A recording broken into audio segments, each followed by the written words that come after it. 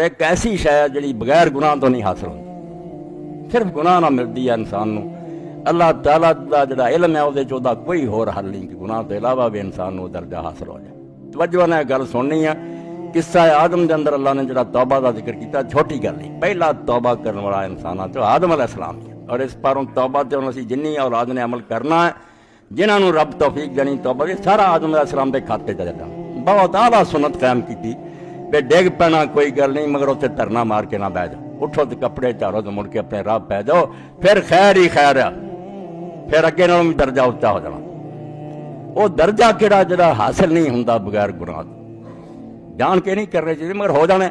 اللہ نے اس تو ہی جاندیاں ہویا یہ گنجائش رکھی کہ اگر پھسل جائے تو کوئی گل نہیں، پھسلن دینا ہے، مگر بعد جو انہیں حاصل کرنا نا وہ بہت اچا مقام ہے۔ توبہ تو بعد جڑا درجہ ملنا نا یہ پہلا نہیں انہوں حاصل ہو سکتا۔